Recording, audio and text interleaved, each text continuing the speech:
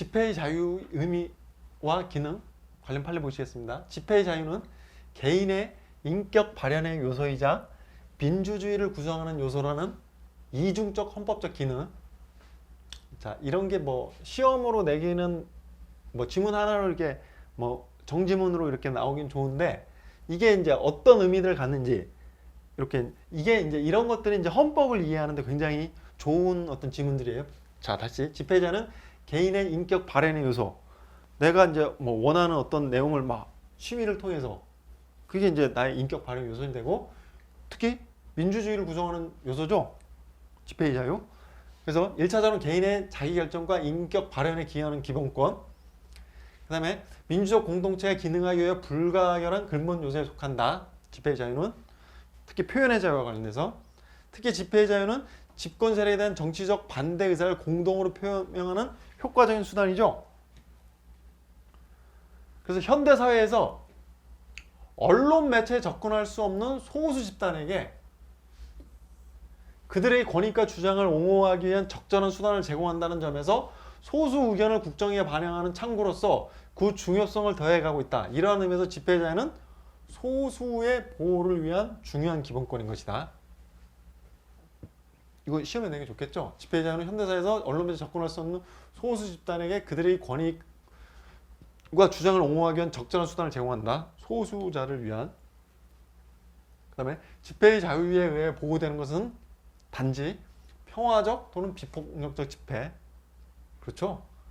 그래서 평화적 수단을 위한 의견 표현 합법적으로 보호되지만 폭력을 사용한 의견의 강요는 헌법적으로 보호되지 않는다. 그 다음에 집회의 자유는 개인이 집회에 참가하는 것을 방해하거나 집회에 참가할 것을 강요하는 국가행위를 금지할 뿐만 아니라, 요거 이제 일반적으로 다 하는데, 예컨대 집회 장소로의 여행을 방해하거나 좀 떨어져 있는데 그쪽으로 가는 거를 떨어져 있는 뭐 역에서부터 막거나, 집회 장소로부터 귀가하는 것을 방해하거나, 집회 참가에 대한 검문의 방법으로 시간을 지연시킴으로써 집회 정서에 접근하는 것을 방해하는 등 집회의 자유 행사에 영향을 미치는 모든 조치를 금지한다. 이렇게 해야겠죠? 그래서 집회 행사에 영향을 미치는 모든 조치를 금지한다. 맞는 지문. 헌법 21조 2항의 취지와 의미. 21조 2항은 언론 출판에 대한 허가나 검열과 집회 결사에 대한 허가는 인정되지 않는다 규정하고 있는데, 헌법 자체에서 언론 출판에 대한 허가나 검열을 금지와 더불어 집회에 대한 허가를 명시함으로써 뭐 이제 아주 이제 중요하게 이제 보장해 주겠다는 그런 취지인데, 자, 연역적으로 헌재 판례에서 연역을 얘기하면 그거는 특히 시험에서 연역을 묻기 좋아요. 근데 그 헌재 판례에서 연역을 이렇게 물을 때 특히 변시에서 이렇게 출제를 잘 하는 경향이 있어요. 집회에 대한 허가 금지 조항은 처음으로 60년. 자, 4.19. 이때 딱 들어올 만하죠. 근데 72년 유신에서 삭제. 자, 2050 헌법에서 4.19로 딱 들어왔다가 유신헌법에서 삭제했다가 현행헌법에서 다시 규정. 그래서 집회에 대한 허가제는 집회에 대한 검열제와 마찬가지이므로 이를 절대적으로 금지하겠다는 헌법 개정 권력자인 국민들의 헌법 가치적 합의로 헌법적 결단이라고 보아야 할 것이다. 그래서 특히 이제 19 변시 막 이렇게 21조 2항의 집회에 대한 허가 금지 조항은 처음으로 60년 개정헌법에서 규정됐으며 70년 개정헌법에서 삭제되었다가 현행헌법에서 다시 규정된 것으로. 자, 변시에서 특히 헌재 판례에서 연역을 얘기하면 이렇게 시험에 출제하는 경향이 좀 두드러져요. 입법자가 법률로서 일반적으로 집회를 제한하는 것은 사전 허가 금지에 해당하는지, 입법자가 사전 허가 금지는 누가 주체? 행정권이.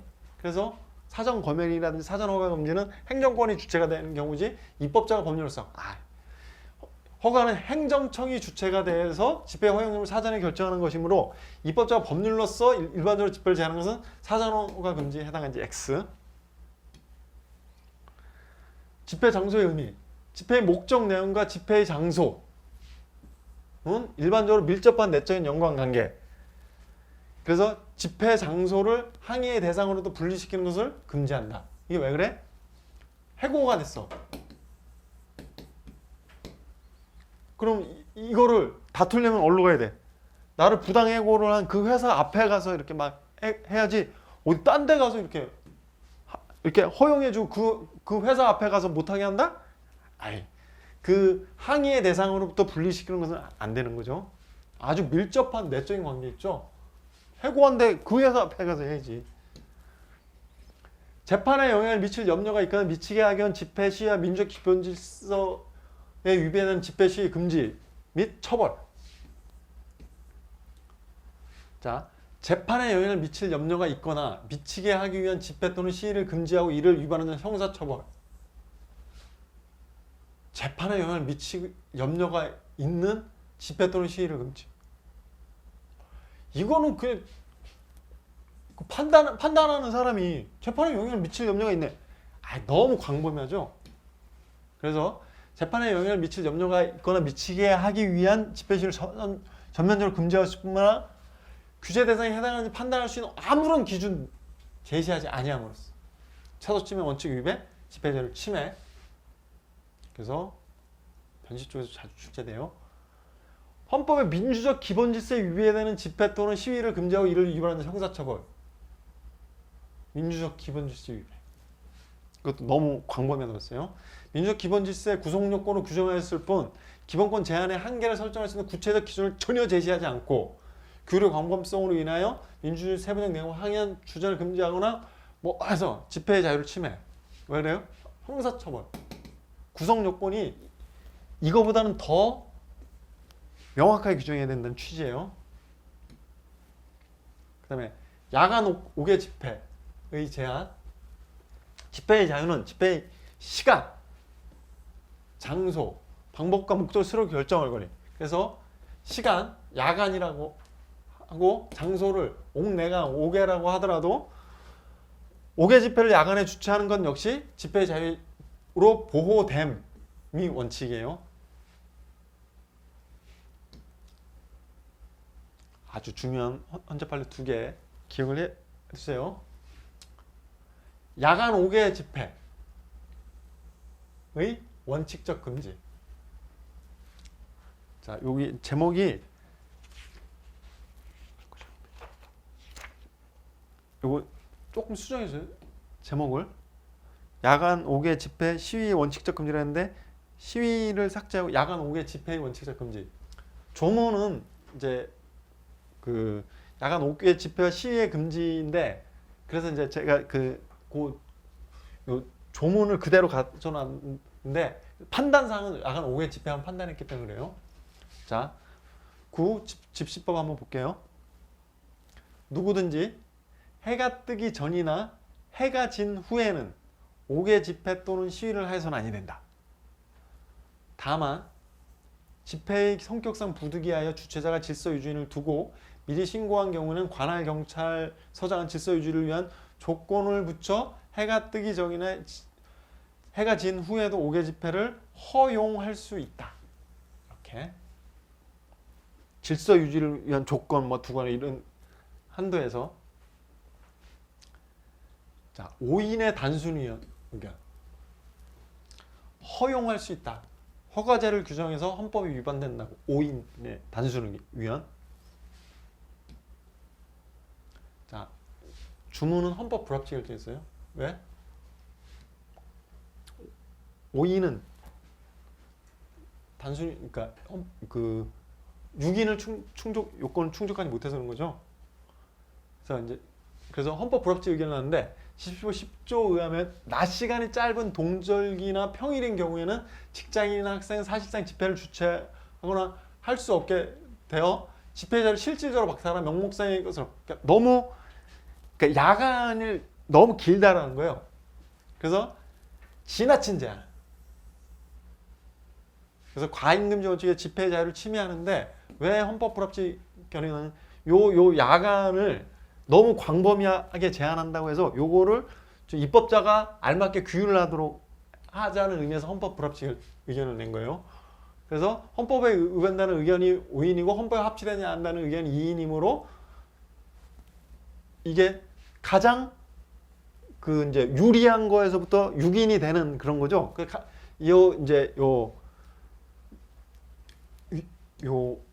주장한 사람에게 가장 유리한 의견은 위헌을 받는 건데 그게 5인밖에 안 되니까 그 다음에 유리한 6인을 채우는 헌법 불합치 의견.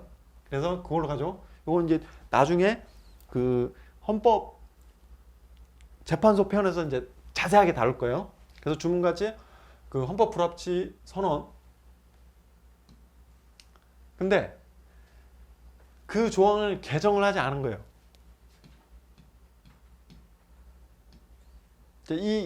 요게 해가 뜨기 전이나 해가 진 후에 이게 너무 광범위하다. 이거는 이제 여기서 그래서 헌법 불합치 결정이 났는데 개정을 안 했어. 그래서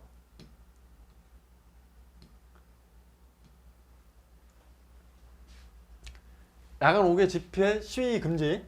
여기에서 일출 시간 전 일몰 시간 후라는 광범위하고 가변적인 시간 내 5개 집회 또는 시위를 금지하는 것은 아까 뭐 이렇게 해서 이제 최소 침해성 및 원칙에 반하는데 이걸 어디까지로? 그래서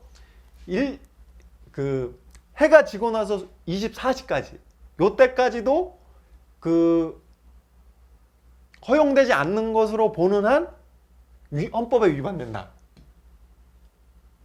그런 의미에서 한정 위헌. 자, 허가는 행정청이 주체가 된 집회 허용 여부를 사전에 결정하는 것인데 이 사건 법률 중에 단서 부분은 본문에 의한 제한을 완화시키려는 것이므로 헌법이 금지하고 있는 5개 집회에 대한 일반적인 사전 허가라고 볼 수 없다. 여기서는 아까 여기서 다만 집회에 성기서 부득이하여 뭐 미리 신고한 경우 질서유지를 두고 요거는 관할 경찰이 질서유지를 조건을 붙여 해가 뜨기 전에 해가 지는 5개 집회를 허용할 수 있다. 요거를 완화시켜 주는 거기 때문에 허가제가 아니라는 그 의미예요. 그래서 이 사건 단서 부분은 본문에 의한 제한을 완화시키려는 것이므로 5개 집회에 대한 일반적인 사전 허가나 볼 수 없다. 그 의미. 근데 일출 시간 전 아까 말한 것처럼 시간으로는 광범위한 가변적인 시간 내에 5개 집회 또는 시위를 금지하는 것은 자, 오늘날 직장인이나 학생들의 근무, 학업시간 도시화, 산업화가 진행된 현대사회 생활 형태. 야행성이죠. 그래서 고려하지 아니하고 목적 달성을 퇴근하고는 해 떨어지면 집회를 못하게 하면 안 된다는 거예요. 필요적 너무 지나친 제한. 그래서 일몰 시간 후부터 같은 날 24시까지 5개 집회 또는 시위의 경우 24시까지 이미 보편화된 야간의 일상적인 생활 범주에 속하는 것이요. 특별히 공공의 질서 내지 법적 체계를 심히 크다고 할 수 없으므로 그래서 일몰 시간 후부터 같은 날 24시까지 5개 집회, 5개 시위에 적용되는 한 헌법에 위반된다. 이렇게 판시를 했어요. 그래서 일몰 시간 후부터 24시까지 5개 집회 또는 시위의 경우에 5개 집회 또는 시위를 원칙적으로 금지하는 과잉금지 원칙 위반된다. 미신고 집회가 허용되지 않는 집회인지 여부. 자, 신고는 행정관청에 집회에 관한 구체적인 정보를 제공함으로써 공공질서 유지에 협력하는 데 의의가 있는 것이지 집회의 허가를 구하는 신청으로 변질되는 것은 아니므로 그래서 신고를 하지 아니었다는 이유만으로 5개 집회 또는 시위를 헌법의 보호 범위를 벗어나 개최가 허용되지 않는 집회 내 시위라 단정할 수 없다. 당연히 이래야겠죠.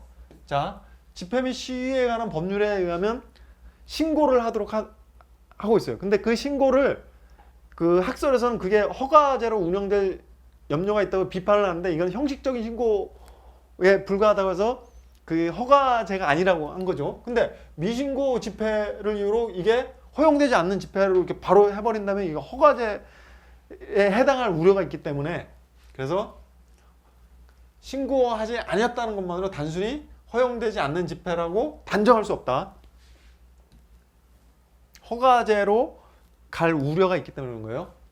자, 국회 신고와 허가 그거는 이제 그 행정법상으로 이렇게 다퉈지는데 허가제는 이제 허용 여부를 그 행정권이 그 내용으로 판단하는 거죠. 근데 신고는 그런 게 아니라 이제 어떤 형식적인 어떤 절차라든지 뭐 같은 집회가 동시에 이렇게 개최될 우려가 있는 거, 그런 거 이제 조정하기 위한 어떤 신고인 거예요.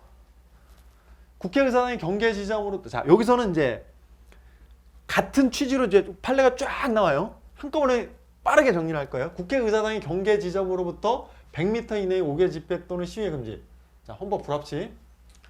집회 시위에 가면 이런 상황에 대처할수록 다양한 규정을 규정하고 있고, 집회 과정에서 폭력이나 뭐 범죄 처벌된다. 이처럼 심판 대상 조항은 입법 목적을 달성하는 데 필요한 최소한의 범위를 넘어 규제가 불필요하거나 또는 예외적으로 허용하는 것이 가능한 집회까지도 일률적 전면적으로 금지.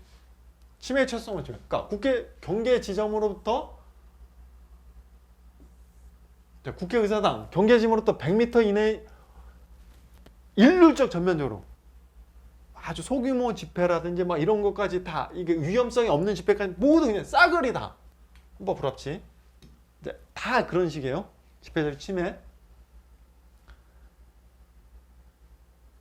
평화적이고 정당한 집회까지 전면적으로 제한함으로써 구체적인 상황을 고려해 상충하는 법익과의 조화를 이루는 노력을 전혀 기울이고 있지 않다. 왜냐? 일률적 전면적으로 금지하고 있기 때문에. 자, 이런 류의 다 국무총리 공간 100m 이내에 5개 집회 또는 시위를 예외 없이 5개 집회를 금지. 집회적 침해. 같은 원리예요. 각급 법원의 경계 지점으로부터 마찬가지로 100m 이내 장소의 5개 집회나 시위. 자, 다중의 압력으로부터 법원을 보호함으로써 법원에서 심리 중인 구체적인 사건의 재판에 지대한 영향을 차단하는 것을 목적으로 하는데, 그런데 집시법은 심판대상 조항 외에도 집회 시위 성격과 영상에 따라 법원을 보호할 수 있는 다양한 규제 수단을 마련하고 있어요.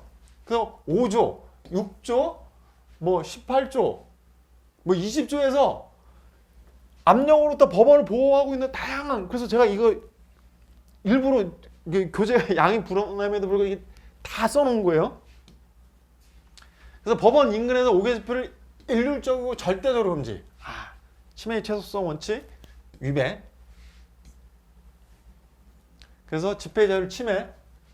근데 이제 특히 법원이 중요한 게 왜 그러냐면, 헌법재판소 각급 법원 부분에 대해 종래 2차례나 헌법에 위반되지 않는다고 한 선례가 있었다는 거예요. 그걸 변경해서 헌법 불합치 결정을 했어요. 그래서 헌법재판은 법관의 동의와 법원의 재판에 영향을 미치고 제한하는 데 머무르지 않고 각급 법원의 인근 모든 5개 집판을 전면적으로 금지함으로써 집회의 자유를 침해한다고 했어요.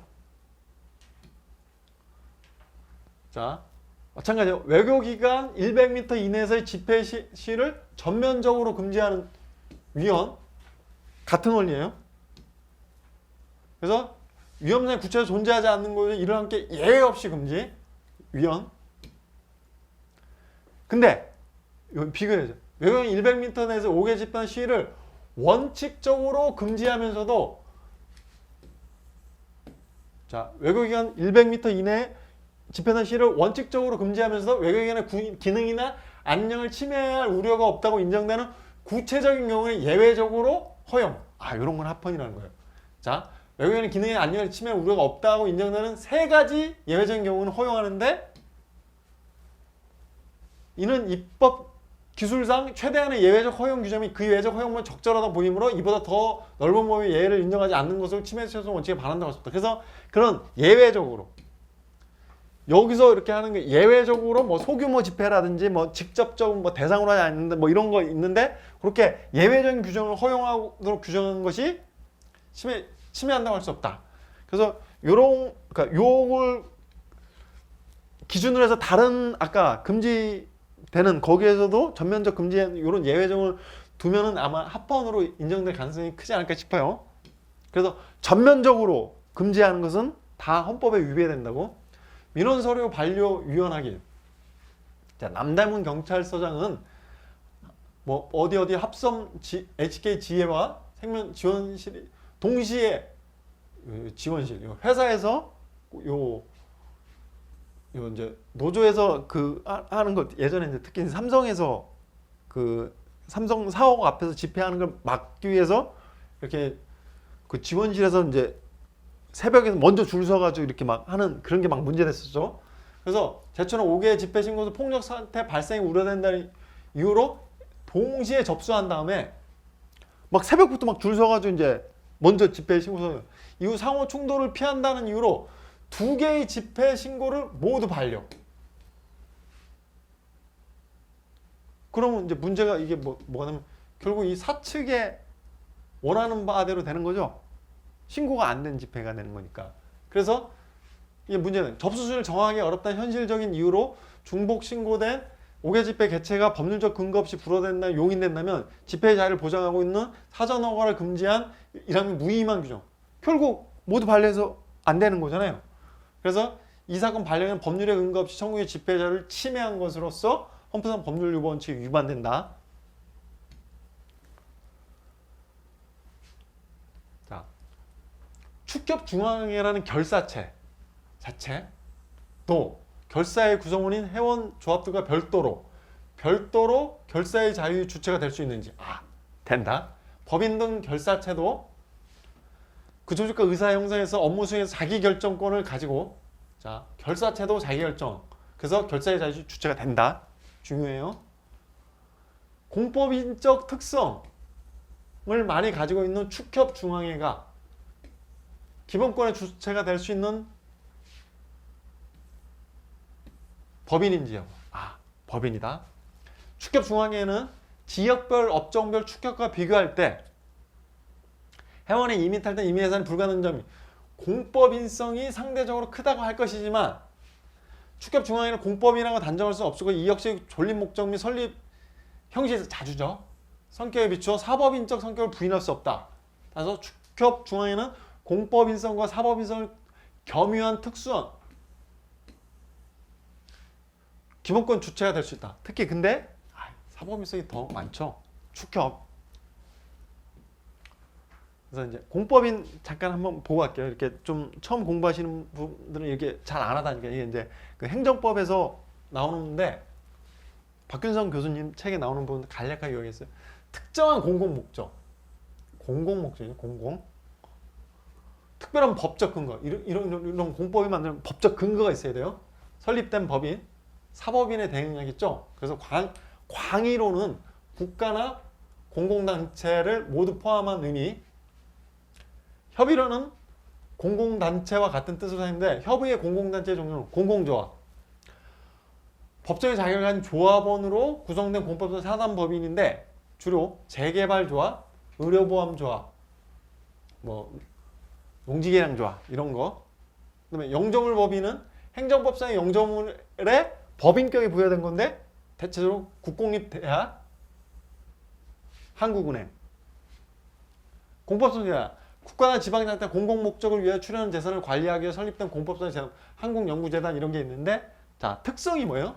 공법인에게는 그 목적에 부합하는 한도 내에서 행정권을 부여할 수 있고 국가의 특별한 감독, 공과금의 면제 등과 같이 사법인 간의 다른 실정법상의 취급을 받는 자 이게 이제 공법인의 특성인 거예요. 농협, 축협, 농협, 농사 짓는 거기서 농업협동조합, 축협, 축산업협동조합 요 공법인 아니에요. 직선제 조합장 선거의 운동 후보자의 선거운동 제한. 자, 요 농협 조합장 선출 행위는 결사 내 업무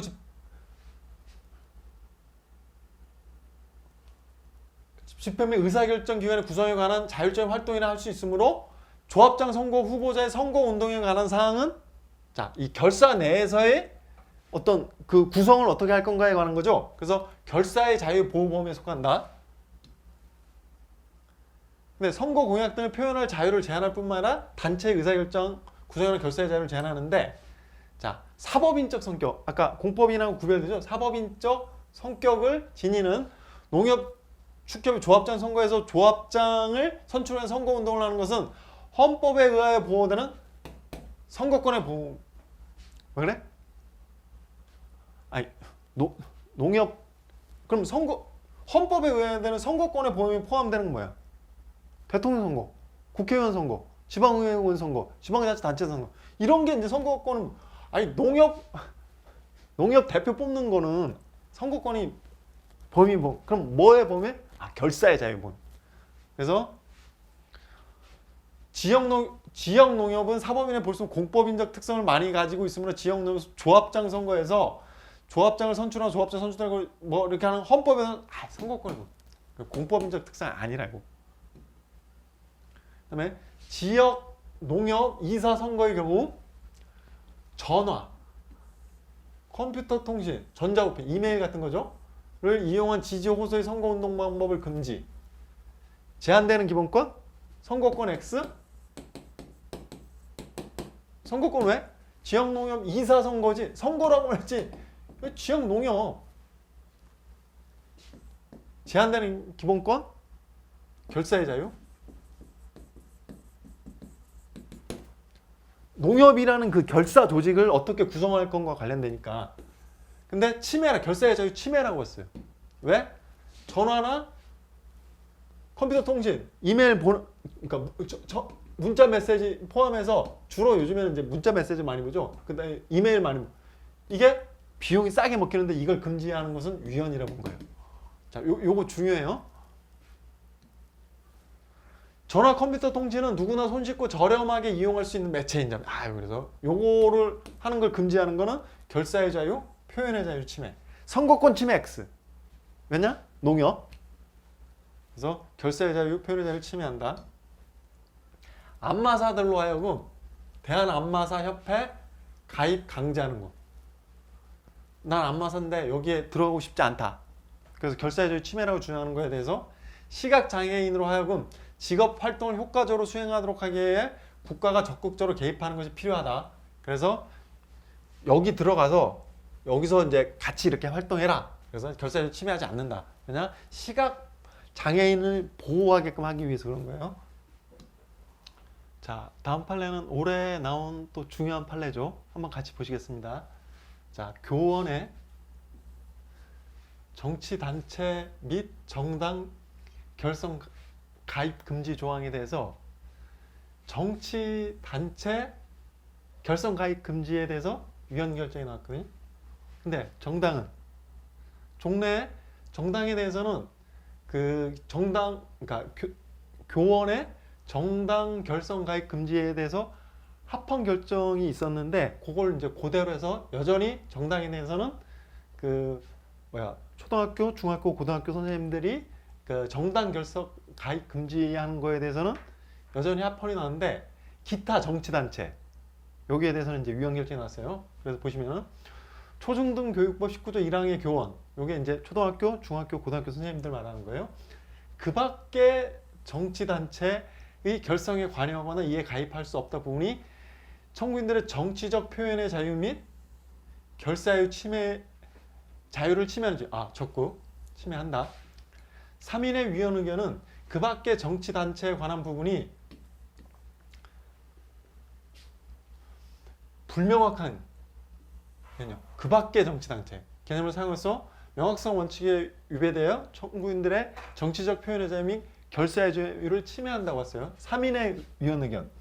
그 다음에 3인의 위헌 의견은 뭐냐면 맞아. 그러니까 3인의 위헌은 명확성 원칙에 위배돼서 정치적 표현의 자유, 결사의 자유를 침해한다고 하고 여기에 이게 분명한 이상 과잉금지 위배 여부는 아예 더 나아가 판단하지 않았는데 나머지 3인의 위헌은 명확성 원칙에 위배된다라고 말하고 나아가 과잉금지 원칙 위배 여부까지 판단한 거예요. 그래서 봤더니 그 밖의 정치단체에 관한 부분 그러니까 초등학교, 중학교, 고등학교 선생님이 그러니까 그 밖의 정치단체를 뭐 결성하거나 가입할 수 없다. 이 부분이 뭐예요? 부분은 공무원의 정치적 중립성 및 교육의 정치적 중립성을 보장하기 위한 것이므로 입법 목적의 정당성이 인정되지만 그러나 위 조항은 위와 같은 입법 목적 아무런 관련이 없는 단체의 결성에 관여하거나 이에 가입하는 행위까지 금지한다는 점에서 수단의 적합성 및 최소성이 인정되지 않아서 과잉금지 원칙에 위배돼서 나머지 청구인들의 정치적 표현 자유 및 결사의 자유를 침해한다. 그래서 기타 그 밖의 정치단체 부분에 관해서는 헌법에 위배된다고 판시하였는데 비교해야 될 게 정당, 그러니까 초중 교육법 19조 1항의 교원, 초등학교, 중학교, 고등학교 선생님들이 정당 결성에 관여가 이에 가입할 수 없다 부분은 정당 가입의 자유 등을 침해하는지 여긴 침해하지 않는다. 헌법재판소는 종래 뭐 2번의 결정에서 요거 이 조항이 헌법에 위배되지 않는다고 판단하였는데 이 판단을 변경할 만한 사정 변경이나 필요성이 인정되지 않아서 선례의 견해를 그대로 유지하기로 한다. 그래서 헌재가 다시 그 밖의 정치단체 부분하고 정당 부분을 나눠서 하나는 헌법에 위배된다, 하나는 헌법에 위배되지 않는다라고 결정했다라는 거. 자, 결론 잘 기억해 두세요. 최근 판례니까. 자, 이렇게 헌법 21조와 관련된 판례들 다 살펴봤습니다.